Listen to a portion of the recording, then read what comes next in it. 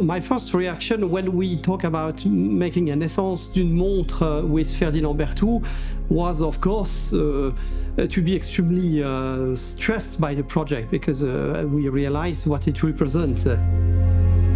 The Naissance d'une montre project was founded in 2007 by the Time Aeon Foundation. The brainchild of Robert Gröbel, Stephen Forcé and Philippe Dufour, its vocation is to consolidate and document all the fundamental manual skills in traditional watchmaking. Now in its third edition, Chronometer Ferdinand Berthoud has taken up the challenge with the creation of a series of 10 fusée and chain timepieces without numeric assistance, along with one unique piece in stainless steel that will be auctioned by Phillips this fall.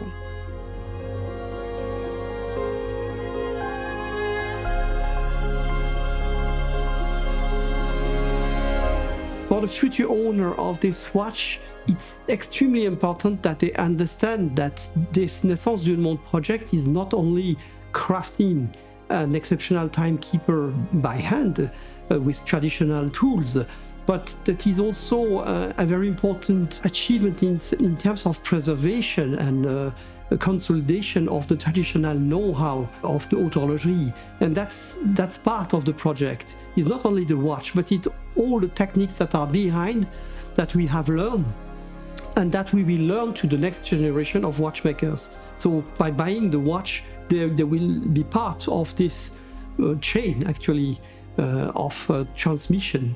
Of course, like any Ferdinand Berthoud watch that we have unveiled so far, the source of inspiration of the Naissance d'une montre 3 comes from an original Ferdinand Berthoud watch. Actually, this is the Longitude Pocket Watch number 3 that he developed, that he created in 1775, and especially the watch that we have in our museum in Fleurier, that was crafted by one of his students, Mr. Martin, in 1806. So this watch was actually also a school watch.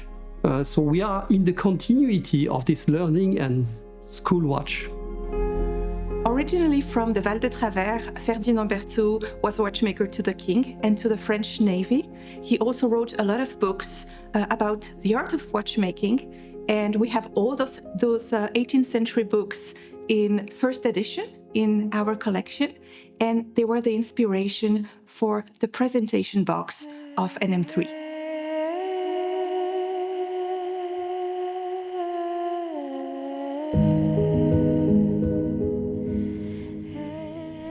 Acquiring the machine from antique manufacturer or different places in Switzerland where you could buy them is one step.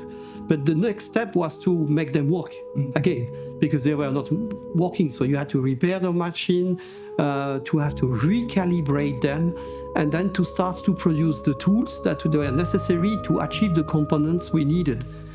They spent 2 years, more than 2 years, just to, I would say, have this workshop ready to work to produce the first watch parts.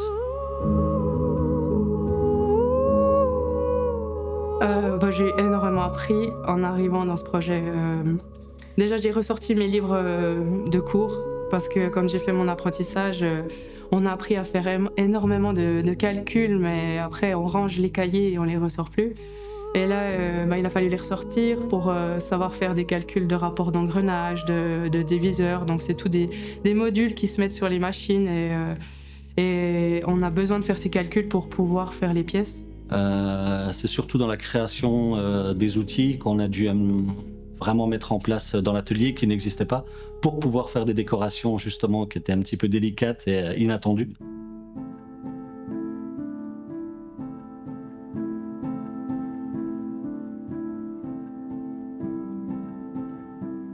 Pour ma part, je devais me consacrer essentiellement à la partie chronométrie sur le balancier bimétallique coupé avec spirale acier bleuie, et des choses qu'on voit à l'école, qu'on n'a pas forcément possibilité de faire dans le monde du travail, parce que c'est un type de balancier qui était assez ancien, voilà, des nouvelles façons de faire.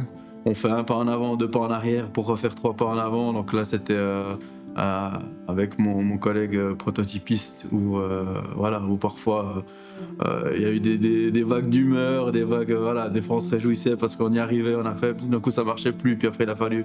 Donc là c'était vraiment un fait marquant, on va dire, dans ce projet. Every time I come to the manufacturer to visit the artisan, to visit the watchmaker, we always found out that they are so innovative to find some solution to reach the goal. And that's really maybe the key message of this project is really to learn, relearn some old techniques and to find some solution that comes maybe from elsewhere that you would not have imagined at all. Yeah, this definitely it's really bringing together, helping together also each other, because this is really important to share the knowledge, and this is actually also the mindset of Ferdinand Berthoud himself, because he's probably one of, at that time, of the age of enlightenment in the 18th century, as a scientist, to really share his passion and the watchmaking know-how. J'ai appris dans ce projet qu'on pouvait faire les choses simplement, de manière très traditionnelle, pour arriver à des résultats qui sont très bons.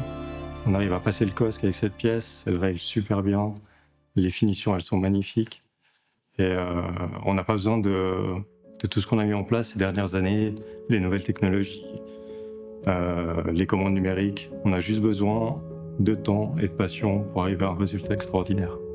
And today when I see the final result, the perfect balance of every element of the movement, the light, the polishing surface, the sun-blasted surface, the finishing of the parts and the beauty of the case, and especially the crown that is fluted also by hand.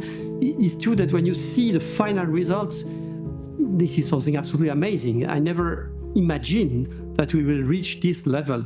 The watch is really, I would say, outstanding.